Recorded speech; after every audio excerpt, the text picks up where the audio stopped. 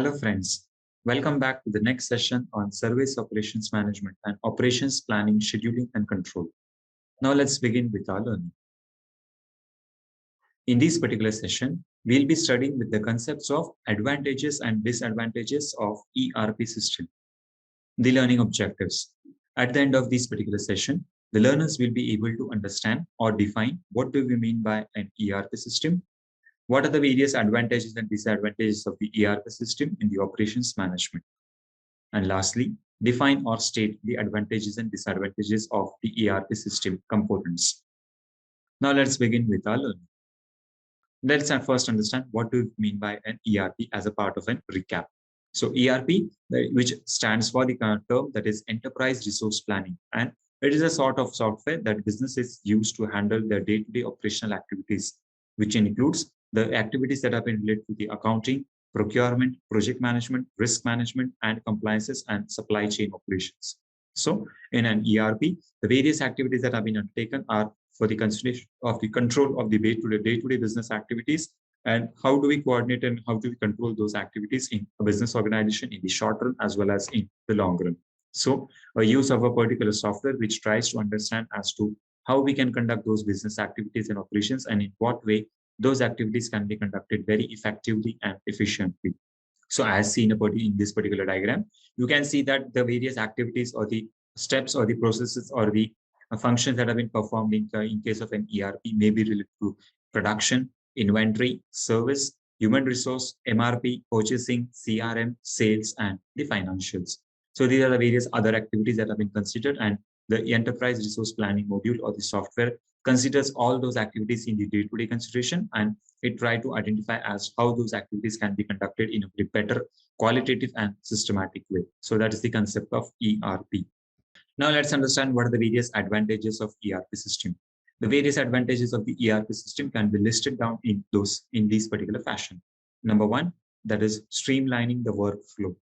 So all the activities that have been conducted in business organization with respect to any of the department, they have been streamlined in a better position, and all those activities are being conducted in a very systematic and proper way.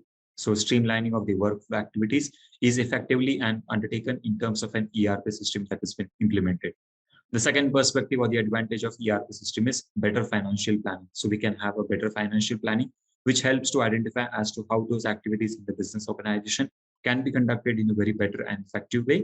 And we can have a better consideration of the better optimum utilization of financial resources which are being undertaken. So better financial planning or planning of finances can be undertaken in a better way. Improved data security and accessibility. So we can have a proper data security and accessibility based on which the data that we are receiving can be quietly secured and it can be very accessible to the business organizations in the long run as well as in the short run. And hence, for those considerations, the improved data security and accessibility can be essentially important and it can be necessary for those considerations. And lastly, the improved communication. So accordingly, the communication or the correlation between the departments such as marketing, finance, operations, inventory, production, planning, and so on, it can be created in a very better way. And a proper communication can be created with all the departments as to understanding of how we can conduct those particular communication in the better way and in what consideration the communication can be improvised and it can be effective. Now let's understand or throw a light on what are the various disadvantages or certain limitations to an ERP system. Number one, slow software implementation. So it is a particular software and accordingly for the implementation purpose, it at certain many of times it may consume a certain amount of time. So at various observations or illustration, it has been observed that the implementation of ERP software is quite slow and it requires a certain amount of considerable time. So it's a slow software implementation based on which either it may be implemented very effectively and quickly, or it may take a certain amount of time that has been required. So slow software implementation can be considered in case of an ERP as a part of a disadvantage. The next disadvantage is expensive to start and continue. So it is very expensive for the business organization to implement an ERP system software, and it is very necessary to identify as once it has been implemented, it is very difficult to continue because it is having a continuous operational cost. Those were the basis of operational cost. We need to identify as to how those operational activities can be continued in a very better and effective way. the slow data migration. So migration of the data between the various departments and between the interrelated departments of an ERP system software is very difficult. And from those particular considerations, data migration becomes more difficult.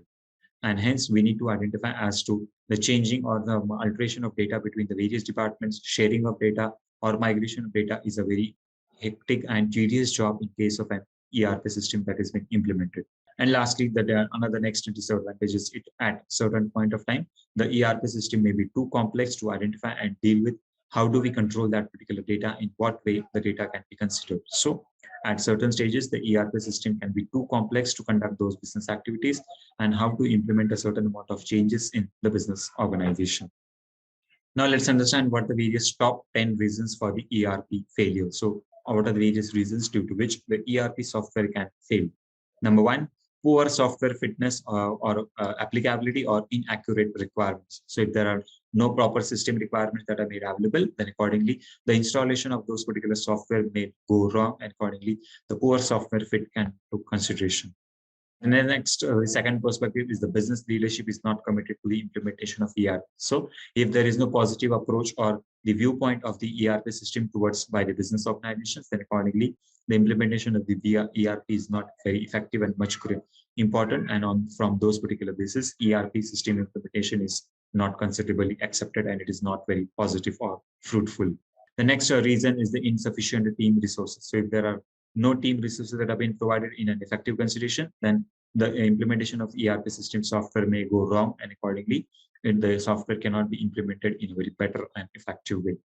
Lack of accountability to make timely and high quality decisions. So with the lack of accountability, it is very difficult for an organization to take the decisions very timely, and high quality decisions cannot be undertaken if the ERP system software is not implemented in a very better and effective way. The next reason for ERP failure is lack of investments in change management. So if no investment in terms of change management is undertaken, then certain failures with respect to the system can be implemented and your system may go wrong, or it may have a waste of investment. Insufficient training and support. So if the effective training and support for the people, for the employees in the organization is not been given, then on those particular basis, the ERP system software may fail and accordingly it may not function properly. So efficient training for the employees is essentially required. The next perspective is insufficient funding. So if the funding for the people is not been there in a considerable way, then on those particular basis, whenever there is an insufficient funding that has been done, then ERP implementation cannot be done very effectively. And from those considerations, the implementation of ERP cannot be fruitful or it cannot be effective. Insufficient data cleansing. So when the data that has been available, if it's not been cleansed at a considerable time, then from those particular perspectives, with the consideration of insufficient funding, or the data cleansing, those activities cannot be conducted in a very better way. And the ERP system software that we are implementing may go wrong or it may fail at the various stages. The next perspective is cleansing on making an ERP look like a legacy. So in order to see that how our ERP system looks like a proper part of a legacy, we must have a proper implementation of those ERP systems, and it must have a considerable look as to how we can have a proper systematic approach towards the ERP system. And lastly, the concept is of lack of testing. So when there is a lack of testing in the business organization or the implementation of ERP, we cannot have a better implementation of ERP. And if it is not been tested, then accordingly, your ERP system may go fail or it may go vain. So now let's conclude. Before we starting for looking for an ERP system, we must have a complete and precise inventory of the system's requirements. So what are the various requirements that are considerable that have been required? We must be very confident, and all these setups or all the requirements must be fulfilled at an early stage. So organization must have their confidence as to how do we implement those considerations and how do we solve or overcome those difficulties. The nuts and the bolts should always be taken to the precedence over the bells and whistles. So from those particular considerations, we can have a better implementation of ERP. Few people in the company realize as to how to implement a tough ERP systems, and for those considerations, various crucial factors may arise, and from those considerations, the success and failure of the ERP system can be undertaken. So for those considerations, a proper identification of the factors needs to be undertaken, and then only the ERP system must be implemented. Now let's summarize what we have learned in this particular session. In this particular session, we have understood what do we mean by an ERP system, which planning is when required in terms of an ERP system, and lastly, what are the various advantages and disadvantages of an ERP system. I hope you must have enjoyed the learning in this particular session. We'll stay connected and we'll continue with our learning. Thank you so much for your patience listening. Thank you.